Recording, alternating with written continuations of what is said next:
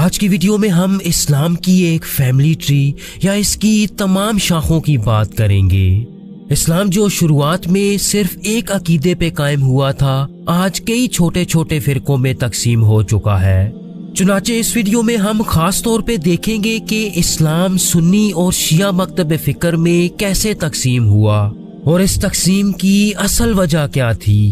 سنی مکتب فکر مزید چھوٹے فرقوں یعنی بریلوی، دیوبندی، اہل حدیث اور وہابیت میں کیسے تقسیم ہوا، اور شیعہ مکتب فکر کا وہ کون سا فرقہ ہے جو نعوذ باللہ حضرت علی کو اپنا خدا مانتا ہے۔ ویورز، میں ہوں احتشام ارشد اور آپ دیکھ رہے ہیں دی انفوٹینمنٹ چینل۔ ویورز، اسلامی روایات کے مطابق اسلام کی شروعات اس دنیا کے سب سے پہلے انسان حضرت آدم علیہ السلام سے ہوئی، اور اسلام اپنی موجودہ شکل میں اس وقت آیا جب حضرت محمد صلی اللہ علیہ وآلہ وسلم پر پہلی وحی نازل ہوئی۔ نبی پاک صلی اللہ علیہ وآلہ وسلم جب تک مسلمانوں میں موجود رہے تو ان میں کسی قسم کا کوئی فرقہ پیدا نہ ہوا، لیکن سن 632 عیسوی میں آپ صلی اللہ علیہ وآلہ وسلم کے انتقال کے بعد معاملات کافی خراب ہونے لگے۔ سب سے پہلا اختلاف تو یہ تھا کہ اب مسلمانوں کا لیڈر یا خلیفہ کون ہوگا۔ مسلمانوں کے ایک گروپ نے آپ صلی اللہ علیہ وآلہ وسلم کے قریبی دوست حضرت ابو بکر صدیق رضی اللہ تعالیٰ عنہ کو پہلا خلیفہ منتخب کر لیا، تاہم مسلمانوں کا ایک دوسرا گروپ حضرت علی بن ابو طالب رضی اللہ تعالیٰ عنہ کو خلیفہ کے طور پہ دیکھنا چاہتا تھا، جو نبی پاک صلی اللہ علیہ وآلہ وسلم کے خاندان بنو ہاشم سے تعلق رکھتے تھے۔ اس کے ساتھ ساتھ آپ صلی اللہ علیہ وآلہ وسلم کے کزن اور داماد بھی تھے۔ چنانچہ حضرت ابو بکر صدیق رضی اللہ تعالیٰ عنہ کو پہلا خلیفہ ماننے والے سنی کہلائے، جبکہ شیعہ مکتب فکر حضرت علی رضی اللہ تعالیٰ عنہ کو آپ صلی اللہ علیہ وآلہ وسلم کا جانشین اور پہلا خلیفہ مانتے ہیں۔ ان دونوں کے علاوہ ایک تیسرا فرقہ مسلمانوں کے پہلے فتنے کے دوران وجود میں آیا، جنہیں خارجی کہا جاتا تھا۔ انہوں نے شیعہ اور سنی دونوں سے علیحدگی اختیار کر لی اور ان دونوں فرقوں کے پیروکاروں کو کافر ڈکلیئر کر دیا۔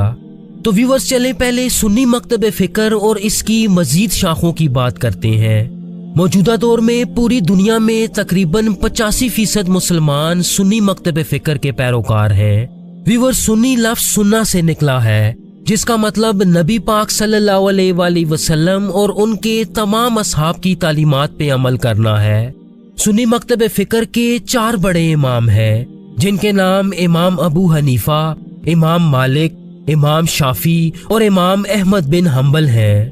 ان چاروں اماموں سے سنیوں کے 4 فقہی مذاہب وجود میں آئے، جیسا کہ امام ابو حنیفہ سے حنفی، امام مالک سے مالکی، امام شافعی سے شافعی اور امام احمد بن حنبل سے حنبلی فقہ وجود میں آیا۔ ان میں اگر امام ابو حنیفہ کی بات کی جائے تو آپ سن 80 ہجری میں کوفہ عراق میں پیدا ہوئے، اور نسب کے حساب سے آپ ایرانی نسل سے تعلق رکھتے تھے۔ جوان ہونے پر آپ عرب میں حجاز کے علاقے میں آ گئے، جہاں انہوں نے مکہ اور مدینہ میں تعلیم حاصل کی۔ ان کے کل 4000 اساتذہ بتائے جاتے ہیں، جن میں 7 اصحاب کرام، 93 تابعین اور باقی تبع تابعین شامل ہیں۔ ویورز، چونکہ آپ اہل بیت کو ہر طرح سے سپورٹ کیا کرتے تو عباسی خلیفہ المنصور نے انہیں قید میں ڈال دیا اور اسی قید میں ان کا انتقال ہوا۔ موجودہ دور میں حنفی فقہ کے ماننے والے زیادہ تر انڈیا، پاکستان، ترکی اور کچھ عرب علاقوں میں پائے جاتے ہیں۔ اسی طرح سنیوں کے دوسرے امام امام مالک 93 ہجری میں مدینہ میں پیدا ہوئے۔ آپ ایک یمنی خاندان سے تعلق رکھتے تھے اور سن 2 ہجری میں آپ کے دادا نے اسلام قبول کیا۔ امام مالک کو اپنے دور کا حدیث کا سب سے بڑا عالم مانا جاتا ہے، یہی وجہ تھی کہ انہیں مدینہ کا امام بھی کہا جاتا تھا۔ جہاں تک ان کے اساتذہ کی بات ہے تو ان میں امام ابو حنیفہ اور امام جعفر الصادق سر فہرست ہیں۔ موجودہ دور میں مالکی مکتب فکر کے پیروکار زیادہ تر افریقہ اور پرانے وقتوں میں مسلم اسپین میں پائے جاتے تھے۔ سنیوں کے تیسرے امام امام شافعی فلسطین میں غازہ یا اشکلون کے علاقے میں پیدا ہوئے۔ ان کا تعلق قریش کے بنو مطلب قبیلے سے تھا، یعنی ان کا نبی پاک صلی اللہ علیہ وآلہ وسلم سے ایک گہرا رشتہ تھا۔ چونکہ وہ اہل بیت کے مددگار تھے تو انہیں عباسی خلیفہ ہارون الرشید نے کئی دفعہ جیل میں ڈالا اور ان پر کئی مظالم ڈھائے۔ شافی مکتب فکر کے لوگ آج زیادہ تر حجاز، مصر، یمن اور کرد علاقوں میں پائے جاتے ہیں۔ ویورز، اگر سنیوں کے چوتھے امام احمد بن حنبل کی بات کی جائے تو آپ بصرہ، عراق میں پیدا ہوئے۔ انہوں نے اپنی زندگی کا زیادہ تر وقت بغداد میں گزارا۔ ان کا سب سے بڑا کارنامہ ایک کتاب مسند احمد بن حنبل ہے جو تقریباً 40,000 صحیح احادیث کا مرکب ہے۔ ویورز، حنبلی فقہ کے ماننے والے عرب اور سب سے بڑھ کے سعودی عرب میں پائے جاتے ہیں۔ ان 4 فرقوں کے علاوہ سنی مسلمانوں کا ایک ایسا فرقہ بھی پایا جاتا ہے جو کسی امام کو نہیں مانتا۔ اس فرقے کو غیر مقلد کہا جاتا ہے۔ ویورز، سنی مسلمانوں کے ان 4 فرقوں سے مختلف مکتب فکر کی پہچان کی جاتی ہے، یہاں تک کہ جنوبی ایشیا میں مساجد کے نام بھی ان 4 فرقوں کے نام سے رکھے جاتے ہیں اور لوگ انہی مساجد میں جانے کو ترجیح دیتے ہیں جو ان کے اپنے فقہ کی ہو۔ لیکن اس کے برعکس مغربی ممالک میں کسی بھی فقہ کی مسجد میں نماز پڑھ لی جاتی ہے۔ 18ویں صدی عیسوی میں عثمانیوں اور مغل سلطنت کے زوال کے بعد مسلمان یہ سوچنے لگے کہ مسلمانوں کے زوال کی وجہ کیا ہے۔ بہت سے علماء کا یہ ماننا تھا کہ مسلمان حقیقی اسلام سے بہت دور جا چکے ہیں اور بہت سی نئی چیزیں اسلام میں شامل کر لی گئی ہیں۔ چنانچہ مسلمانوں کو حقیقی اسلام پہ واپس لانے کے لیے کئی تحریکوں نے جنم لیا۔ ان میں سب سے پہلی تحریک برصغیر سے شاہ ولی اللہ دہلوی کی قیادت میں اٹھی۔ انہوں نے 4 اماموں کے ماننے والوں میں اختلاف کو ختم کرنے کی کوشش کی اور قرآن و سنت کو خود سمجھنے اور سیکھنے پہ زور دیا۔ انہوں نے برصغیر کی تاریخ میں پہلی دفعہ قرآن کا عربی سے اردو اور فارسی میں ترجمہ کیا تاکہ اس خطے کے لوگ خود قرآن کو آسانی سے سمجھ سکیں۔ ان کی تعلیمات سے متاثر ہوتے ہوئے قاسم نانوتوی نے سن 1867 میں ایک مدرسے کی بنیاد رکھی جس کا نام دارالعلوم دیوبند رکھا گیا۔ ویورز، دیوبندی بنیادی طور پہ حنفی مکتب فکر سے وابستہ ہیں اور اپنے آپ کو اہل سنت کا تسلسل مانتے ہیں۔ یہ لوگ بزرگوں کے مزاروں پہ جانا اور عرس وغیرہ کی رسومات کو ایک طرح کا شرک اور بدعت سمجھتے ہیں۔ دیوبندیوں کے مخالفین میں سب سے بڑے مخالف امام احمد رضا خان بریلوی تھے جو بریلوی مکتب فکر کے بانی مانے جاتے ہیں۔ یہ بھی شاہ ولی اللہ کی تحریک کے حامی تھے اور ان کا تعلق بھی فقہ حنفی سے تھا۔ لیکن دیوبندیوں کے برعکس یہ لوگ صوفیزم یعنی بزرگوں اور ان کے مزارات کو بھی بہت اہمیت دیتے ہیں۔ برصغیر کی طرح عربوں میں بھی اسلام کو دوبارہ اپنی اصل حالت میں لانے کے لیے سلفی تحریک کا جنم ہوا اور ویورز، سلفی تحریک سعودی عرب میں محمد ابن وہاب کی قیادت میں بہت سرگرم رہی۔ محمد ابن وہاب کو سنی مسلمانوں کی ایک اور شاخ وہابیت کا جد امجد مانا جاتا ہے اور ان کے پیروکار سب سے زیادہ سعودی عرب میں پائے جاتے ہیں۔ لیکن وہابی خود کو وہابی کہنا پسند نہیں کرتے بلکہ خود کو سلفی کہتے ہیں۔ برصغیر میں ان لوگوں کو اہل حدیث کہا جاتا ہے۔ ویورز، اہل حدیث محمد ابن وہاب اور شاہ ولی اللہ دہلوی دونوں سے متاثر نظر آتے ہیں۔ وہابی اور اہل حدیث دونوں اپنے آپ کو غیر مقلد کہتے ہیں، مطلب ان لوگوں کا دعویٰ ہے کہ یہ کسی سنی امام کے پیروکار نہیں، لیکن در حقیقت یہ لوگ حنبلی مکتب فکر سے جڑے نظر آتے ہیں۔ اس کے ساتھ ساتھ یہ لوگ میلاد، عرس اور دوسری صوفی رسومات کے بھی سخت خلاف ہیں۔ ویورز، تو چلیں اب ہم شیعہ مکتب فکر کی بات کرتے ہیں۔ سب سے پہلے تو یہ کہ اہل تشیع سنیوں کے 4 اماموں کو نہیں مانتے بلکہ شیعہ امام صرف اور صرف نبی پاک صلی اللہ علیہ وآلہ وسلم کی نسل سے یعنی حضرت علی اور حضرت فاطمہ رضی اللہ تعالیٰ عنہ کی اولاد سے ہوتے ہیں۔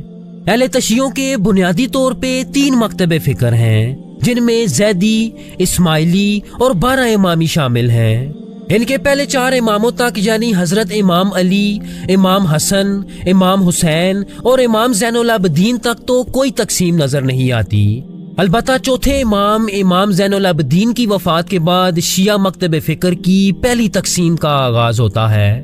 ان کی وفات کے بعد اہل تشیعوں کی ایک بڑی تعداد نے ان کے بیٹے محمد الباقر کو 5واں امام تسلیم کر لیا، لیکن امام زین العابدین کے چھوٹے بیٹے زید ابن علی امویوں کے خلاف ایک بغاوت میں شہید ہو چکے تھے۔ जिसके नतीजे में लोगों के एक दूसरे ग्रोह ने उन्हें पांचवा इमाम तस्लीम कर लिया, जो अहले तशियों की ज़ैदिया फिरके की बुनियाद थी। और जहाँ तक मौजूदा दौर की बात है तो ज़ैदिया फिरके के लोग आज ज्यादातर यमन में पाए जाते हैं। अगर इमाम बाकिर की बात की जाए तो उनसे अहले तशियों की 12 इमामी शाह चलती है। व्यूअर्स, शिया मकतब फिक्र की अगली तकसीम इमाम बाकिर के बेटे इमाम जाफर सादिक पे आके होती है। लेकिन यहाँ आपको ये भी बताते चले कि इमाम जाफर की बदौलत शिया और सुन्नी दोनों में एक मजबूत रिश्ता कायम होता है। वो कुछ ऐसे कि इमाम जाफर सादिक को सुन्नियों के 2 बड़े इमामों इमाम अबू हनीफा और इमाम मालिक का उस्ताद माना जाता है। इसके साथ साथ इमाम जाफर सादिक ने अपने जाफरी मकतब फिक्र की बुनियाद भी रखी। कहा जाता है कि इमाम जाफर को अब्बासी हुक्मरान अल मंसूर ने जहर दिया था। उनकी शहादत शिया मकतब फिक्र की इस्माइली फिरके की बुनियाद बनी। वो कुछ ऐसे कि उन्होंने अपने बेटे इस्माइल को अपना जानशीन मुकर्रर कर दिया था, लेकिन हजरत इस्माइल की वफात इमाम जाफर से पहले ही हो गई थी। लेकिन इसके बावजूद कुछ लोगों ने हजरत इस्माइल को 7वां इमाम तस्लीम कर लिया, तो ऐसे ये लोग इस्माइली मकतब फिक्र की बुनियाद बने। जबकि कुछ दूसरे लोगों ने इमाम जाफर के दूसरे बेटे मूसा अल काजिम को 7वां इमाम तस्लीम कर लिया। चुनाचे उनके पैरोकार 12 या 12 इमामी शाह की बुनियाद बने। इस्माइलियों और 12 इमामी शाह के अलावा अहले तशियों की 7 इमामी शाह का जन्म भी हुआ, जो इमाम जाफर के बाद उनके बेटे इस्माइल को 7वां और आखिरी इमाम मानते हैं। व्यूअर्स, इस्माइलियों को अहले तशियों के अहम तरीन मकातिब में से एक समझा जाता है। उसकी वजह यह है कि इन्हीं से 10वीं सदी ईस्वी की फातमी सल्तनत वजूद में आई। यानी फातमी खुलफा खलीफा होने के साथ साथ इस्माइली इमाम भी हुआ करते। फातमी सल्तनत के दौर में इस्माइली मजीद 5 हिस्सों में तकसीम हुए। जैसा कि आप स्क्रीन पे देख सकते हैं, इनमें मुस्तालिया, निजारी, हाफजी, तैबिया और बोरा शामिल हैं। इस्माइलियों में कुछ लोग ऐसे भी थे जिन्होंने फातमी खुलफा को मानने से इनकार कर दिया और इन्होंने अपना अलग फिरका बना लिया, और ये लोग करामता मकतब फिक्र के नाम से मशहूर हुए। इनके बारे में आता है कि इन्होंने मक्का का एक तवील मुहासरा किया और जमजम के कुएं की बेहुरमती करते हुए उसे मुसलमानों की लाशों से भर दिया। इसके अलावा इन पर हजर अस्वद को चोरी करने का इल्जाम भी लगाया जाता है। व्यूअर्स, फातिमियों से ही इस्माइलियों के एक और फिरके ने भी जन्म लिया जिसे दुरूज कहा जाता था, लेकिन इस्माइलियों से निकले इस फिरके को मुसलमान नहीं समझा जाता क्योंकि ये फिरका काफी हद तक ईसाईयत से मुतासिर नजर आता है। व्यूअर्स, यहाँ आपको बताते चलें कि इस्माइली निजारी अहले तशियों की वाहिद शाख है जिनके इमामों का सिलसिला आज के दौर में भी जारी है। आज इनके इमामों को आगा खान कहा जाता है। इनके मौजूदा इमाम आगा खान 4 हैं, जो इस्माइलियों के 49वें इमाम माने जाते हैं। इमाम जाफर सादिक के दूसरे बेटे इमाम मूसा काजिम से अहले तशियों की 12 इमामी शाख चलती है। ये लोग 12वां और आखिरी इमाम इमाम मोहम्मद अल महदी को मानते हैं, जिन्हें रूह पोश इमाम माना जाता है, और ये लोग उनकी इस दुनिया में दोबारा वापसी पे भी यकीन रखते हैं। व्यूअर्स, इस्माइलियों की फातिमी सल्तनत की तरह 12 इमामी शाह की भी एक सल्तनत वजूद में आई जिसे सफ़वी सल्तनत के नाम से जाना जाता है। सफ़वी सल्तनत के झंडे तले ये लोग तकरीबन 200 साल तक ईरान पे हुकूमत करते रहे। इसके साथ साथ 12 इमामी शाख भी मजीद 3 हिस्सों में तकसीम हुई जिन्हें असूली, अखबारी और अलवियून कहा जाता है। इन तीनों में अलवियून को दायरा इस्लाम से खारिज समझा जाता है क्योंकि ये लोग हजरत अली रजी अल्लाह ताला अन्हो की मोहब्बत में इतना आगे चले गए कि इन्हें पहला इमाम मानने के साथ साथ नाउजुबिल्लाह खुदा का दर्जा भी देने लगे। व्यूअर्स, मुसलमानों से टूट के अलग होने वाला एक ग्रुप ऐसा भी था जिसने इस्लाम की बुनियादों को हिला दिया। इस ग्रोह का सरबराह मिर्जा गुलाम अहमद कादियानी था जिसने नाउजुबिल्लाह आखिरी नबी होने का दावा कर दिया। इन लोगों को अहमदी कहा जाता है। ये लोग अपने आप को तो मुसलमान समझते हैं लेकिन इन्हें दायरा इस्लाम से खारिज और काफिर माना जाता है। व्यूअर्स, नबी पाक सल्लल्लाहु अलैहि वसल्लम और उनके अहले बैत की फैमिली ट्रीज देखने के लिए स्क्रीन पे दी गई प्लेलिस्ट जरूर चेक कीजिएगा। Thank you so much. Allah Hafiz.